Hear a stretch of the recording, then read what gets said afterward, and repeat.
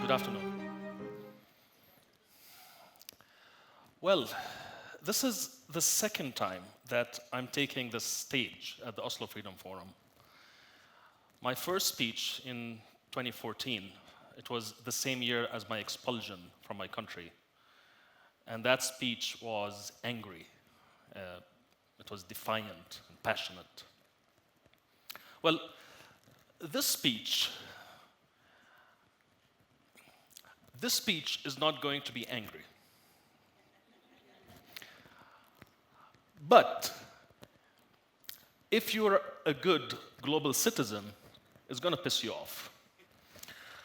So in my earlier speech in 2014, I had made a prediction. I said that dictatorship in the Arab world will continue to produce crisis and instability and volatility until they acknowledge social change and until they accommodate their people's aspirations.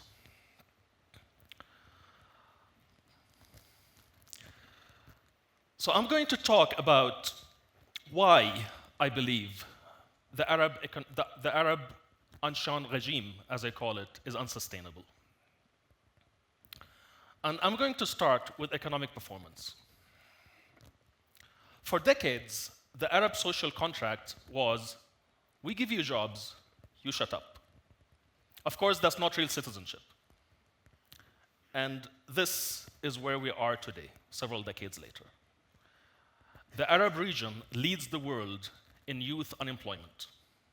And this is a trend that is seen across the Arab world, including oil-rich states, including the Gulf states.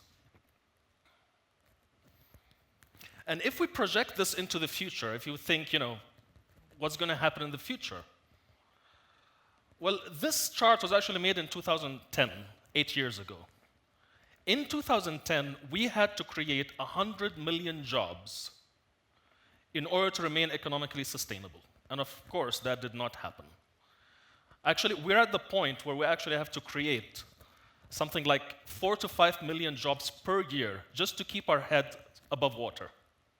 It's like the Titanic heading for an iceberg.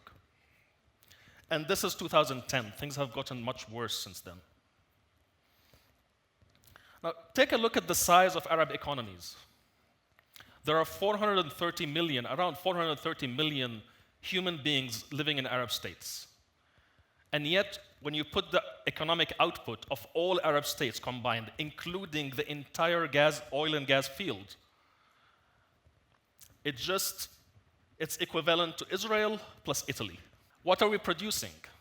What are Arab economies producing? Now, take a look at these charts, and they show the top exports of Saudi Arabia, Algeria, and Egypt. Do you notice a pattern? Even in countries that are supposed to be agricultural powerhouses, the top export is oil products. Our economies today are not really producing anything. We're just digging holes in the ground. This chart takes us to another topic, which is brain drain. This shows high technology exports as a proportion of manufactured products, manufactured exports. And you contrast this to the fact that in 2010, 8 years ago, it was projected that 1 million Arabs who are specialists and experts and PhDs in their own fields are actually working in the West, in developed countries. And most of them never return home. And again, this has gotten worse since 2010. I had mentioned the agricultural field. And, it's not the top export, but it's still very important because it actually provides 30% of all jobs. And look at this. How sustainable is this? The Arab region is actually one of the most water-stressed regions in the world. And that's even before we count, we factor in projected climate change.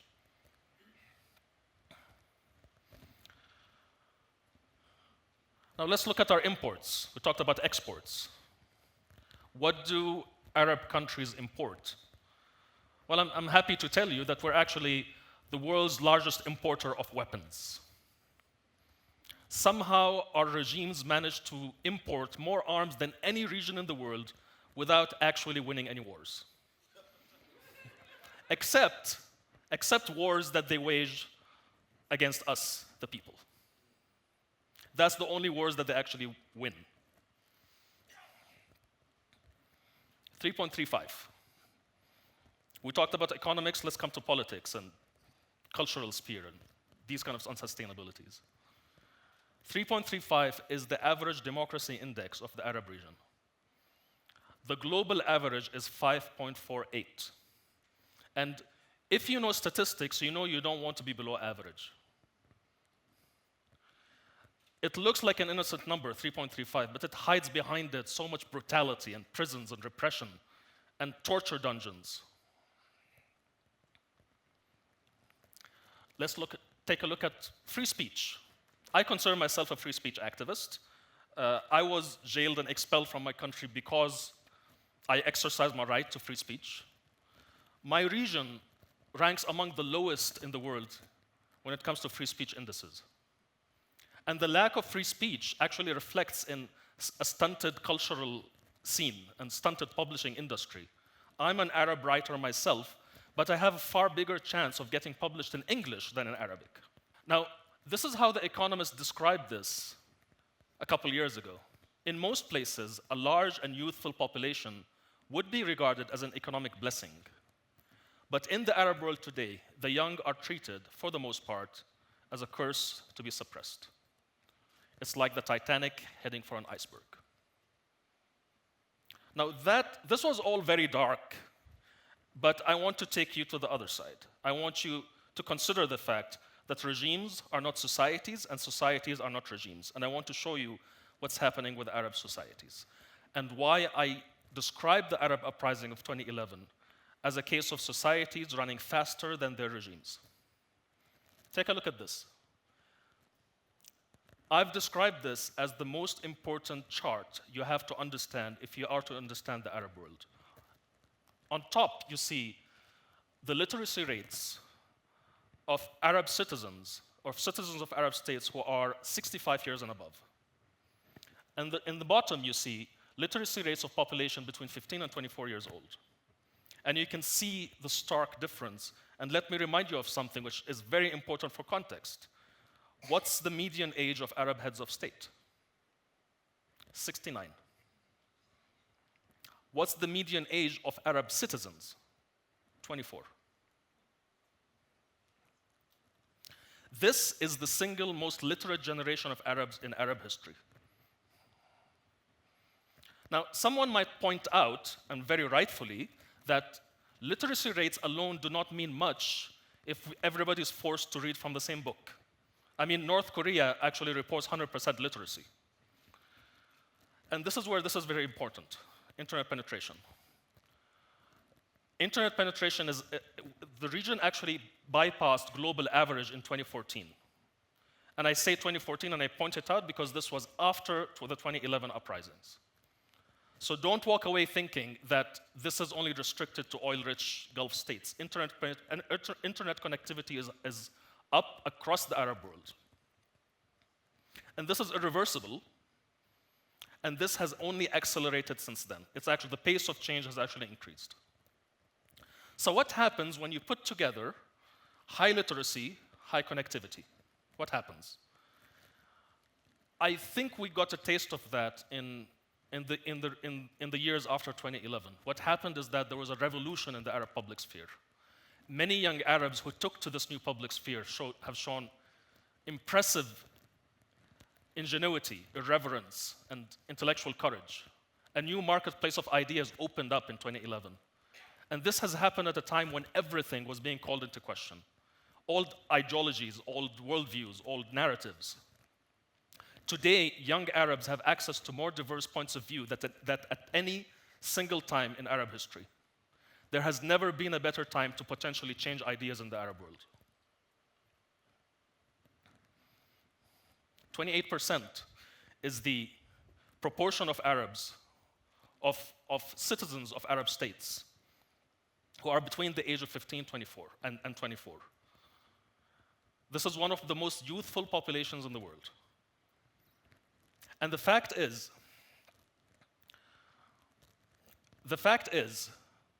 this represents 108 million people.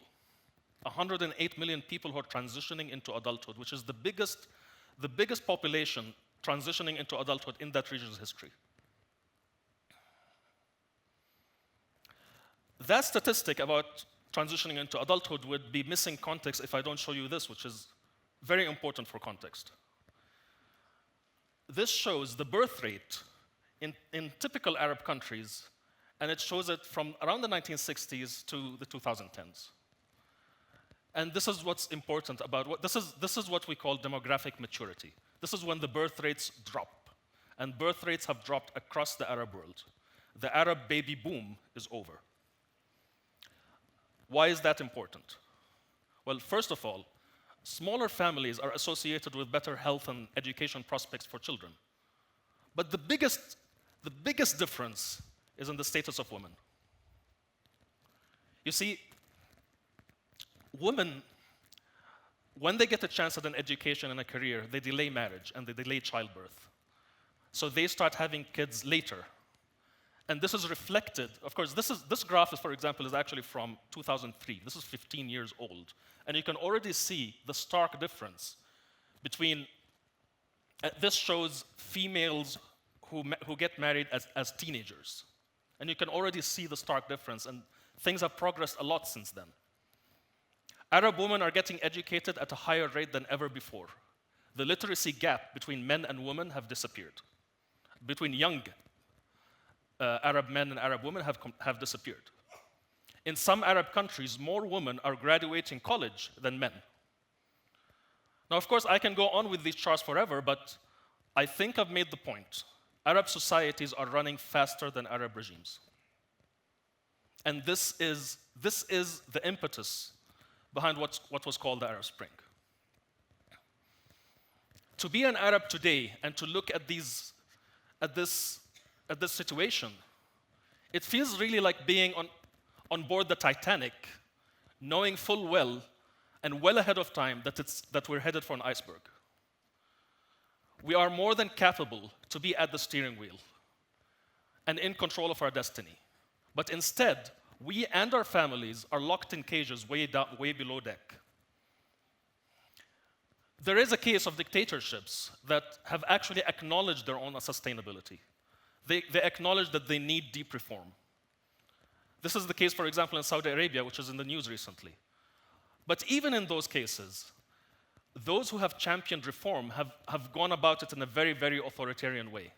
This young man is Issam al-Zamil, one of my personal heroes. He's an award-winning 38-year-old Saudi IT entrepreneur and economics expert. He has received numerous awards from the Saudi state for his numerous successes. Forbes magazine, for example, has listed him among the most influential Saudis. Now, Issam al-Zamil, and you can see from his Twitter account that he's quite popular. He has almost 1 million followers. Issam al-Zamil ran the figures on Saudi Arabia's so-called Vision 2030 and had some very critical, interesting questions and some advice as to feasibility. What did the government do? Did they ally with him? Did they invite him for a meeting? Did they consult with him? Of course not. Issam al-Zamil's account has not tweeted for a while because he's been in jail. He's still in jail today. Arab youth should be the Arab world's primary resource. But faced with oppression and a lack of opportunities, many of our youth are wasting away.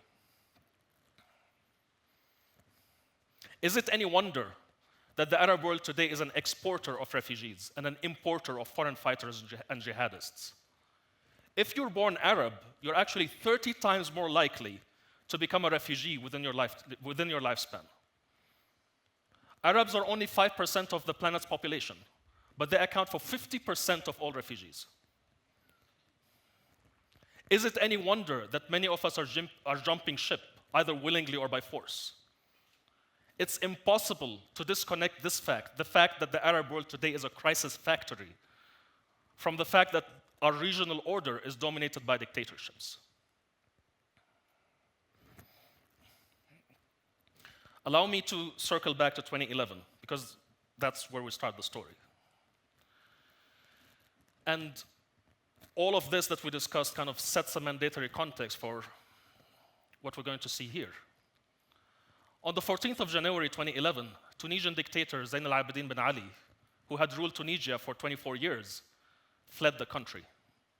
The Tunisian revolution had succeeded, and suddenly, across the MENA region, everything seemed possible. Now, if you know anything about the Arab Spring, you know this young man, Mohamed Bouazizi. Mohamed Bouazizi was the young man who sparked the revolution and the Arab Spring. Bouazizi made a living selling fruits in his hometown of Sidi Bouzid.